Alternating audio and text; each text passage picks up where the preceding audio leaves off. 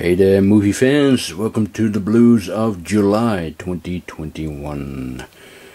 Starting off with a nice stack of DVDs that I got from a thrift store. Some were 50 cents each, others €1 each, and a few of them were brand new, in its original shrink wrap. But anyway, let me show you what I got.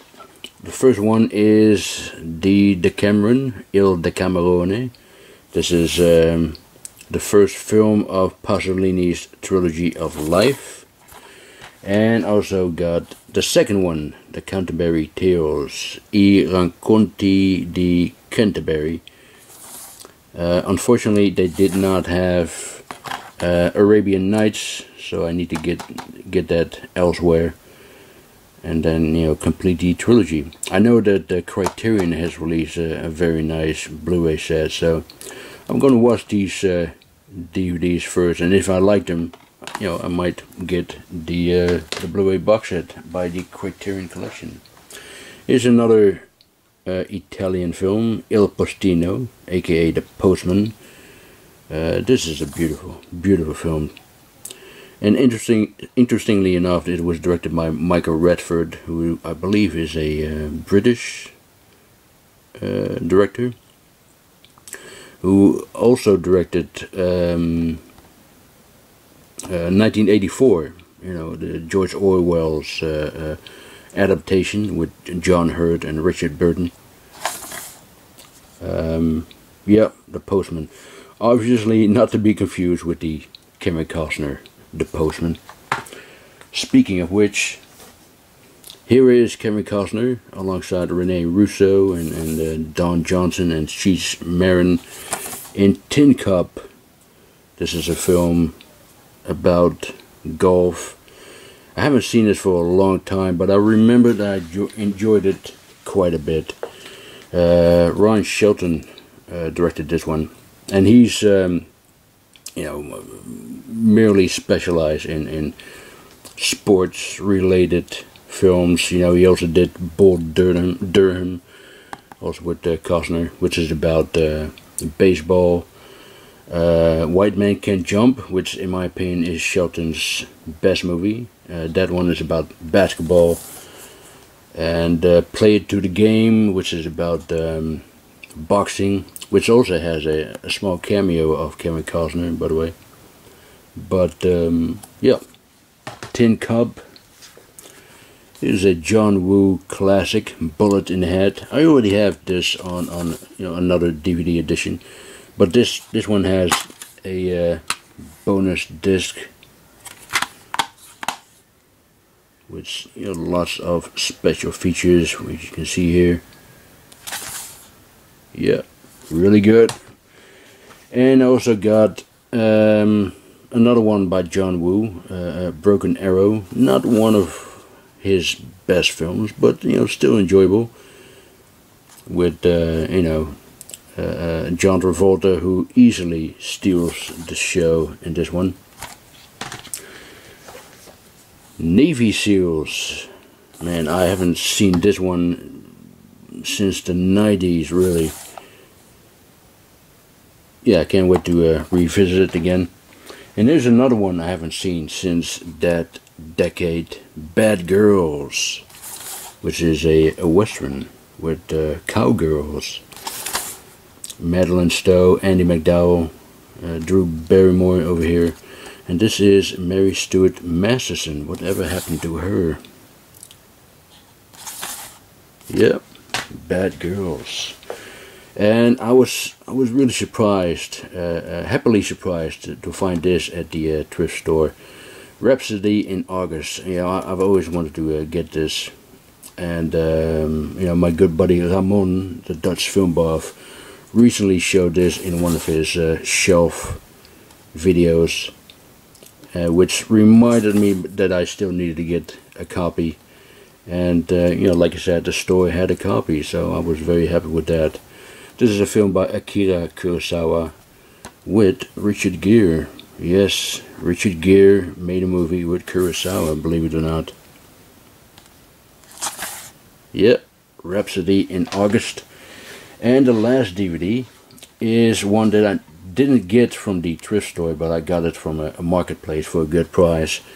And that is another copy of King Kong Lives. You know, in my previous update, I show you the Dutch DVD. This is the UK DVD, which is widescreen. You can see it here. Yeah, the Dutch DVD was 4:3 pan and scan and all that. So this has the correct aspect ratio. And I am going to do my King Kong collection very soon. So yes, stay tuned for that one. Okay, I picked up these two 4Ks from Amazon.com. They were having a sale and these were $10 each, so could not pass it up for that price. The Invisible Man, I thought it was absolutely fantastic. And you know, Lee Wennell, the writer-director, who also made Upgrade, another excellent Blumhouse production. He did a terrific job with this new version of H.G. Wells' legendary story. I was curious to know how he would make the Invisible Man invisible. If he had done it the same way as in those classic Universal films from the 30s and 40s, it would not have worked in today's standards, you know. You have to come up with something different, something new. And he did, and it was very effective, I thought. But yeah, fantastic film with a powerhouse performance by Elizabeth Moss. And this is The Gentleman, which was fucking brilliant. You know, this is the Guy Ritchie I love to see. You know, this is Guy Ritchie at his very best. The ruling king of the gangster comedy. He ought to stay far away from Disney, you know. He's too good for that crap. But yeah, love the movie, love the characters, love the dialogue. The dialogue is absolutely magnificent. And yeah, I thoroughly enjoyed it. Both movies, really.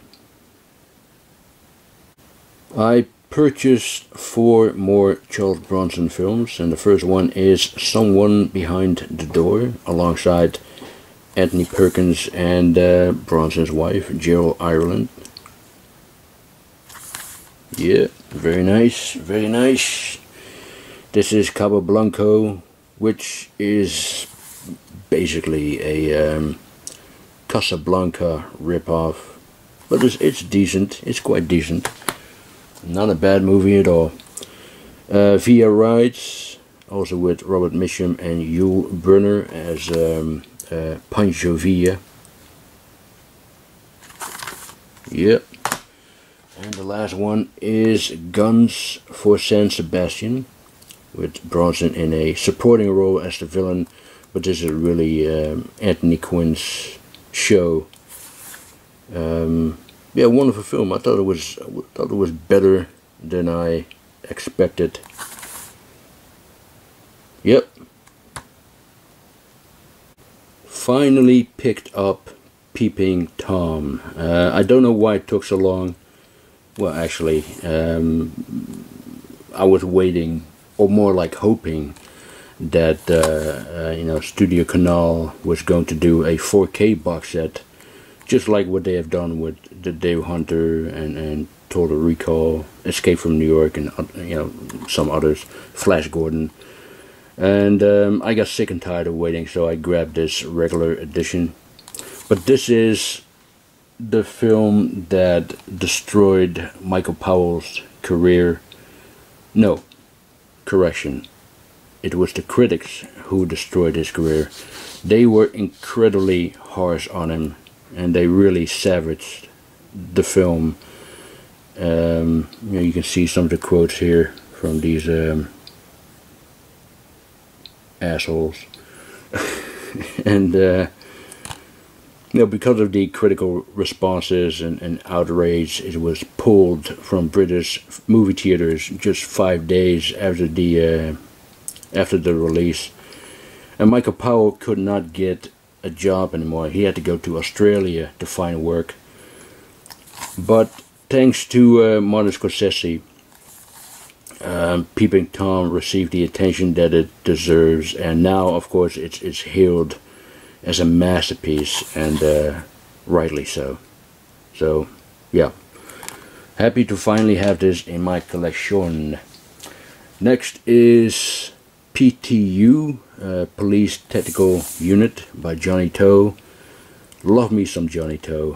He's a great Hong Kong action director. He tackles other genres as well, such as family dramas and romantic comedies. But he's at his best with action and crime thrillers. You know, at first I thought that this was something like Kurosawa's Stray Dog, where Toshiro Mifune plays a policeman whose gun gets stolen by a criminal, and he's trying to find that criminal throughout the entire film. But this is not really like that. I mean, it does involve a cop who loses his gun, but it's merely about this, you know, police team and how they handle things, which isn't always by the book. But this was a good film, really good film. PTU. Also from Hong Kong is this decent slice of heroic bloodshed, Wild Search by the late great Ringo Lam, and starring Chow Yun-fat. You know, they made a few other films together, City on Fire, Full Contact, and Prison on Fire 1 and 2. As it says here, this is a loose reimagination of Peter Weir's Witness, with Harrison Ford as a cop who goes undercover in a Amish community. I mean, we all know that movie, right? Chow Yun-fat plays Lau, a widowed police officer investigating a gang of gun runners. When a shootout with the criminals leaves a woman dead and her daughter the only surviving witness, Lau must protect a young girl from the ruthless gang that wants her dead. That's not entirely what happens in the movie. It's mostly about the relationship between Chow Yun-fat's character and the little girl's aunt. So it's more of a action drama than a true, you know, heroic bloodshed film. But there's still plenty enough action in it, you know. But yeah, pretty good. Wild Search. Okay, I picked up 3 titles from Vinegar Syndrome's partner labels, and the first one is Prospect. This was put out by a company called Gunpowder and Sky, and they have an entertainment branch called Dust, which presents thought-provoking science fiction stories. Most of them are short films, and that's how Prospect started. You know, it started as a 14-minute movie, and the 2 guys who made it, Zeke Earl and Chris Caldwell, managed to make a feature-length version out of it, and the result is an impressively solid piece of low-budget independent sci-fi. I actually prefer these kind of films over mainstream sci-fi, because independent filmmakers like these 2 guys, they are a lot more passionate and a lot more creative. You know, the smaller the budget, the more creative they are. But anyway, let's take a look at this very nice 4K set. Here is the Dust logo, if my camera wants to there it is. A Gunpowder and Sky company. Yeah, by the way, they also have a YouTube channel. I'll put the link below so you can check it out. They have some really great content. You know, some really great short films. GS, Gunpowder and Sky, excuse me. Spine number is 1, so this is the first, you know, Blu-ray release. And it comes with this very sturdy slipcase. And here is the 4K. Well, anyway, there's another slipcase, another slipcover. There's a picture of Sophie Tetcher, who's absolutely fantastic in this film. And of course, you got the Mandalorian himself, Pedro Pascal. And this is Jay Duplass, who plays, you know, the girl's father in this film. And here's another different artwork on the 4K Blu-ray. And of course, you got the special features here, including you know, the short film from 2014.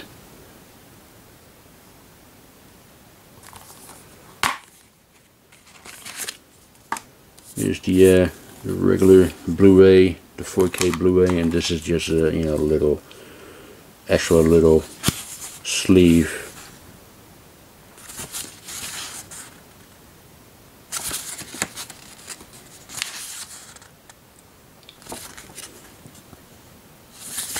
Yeah.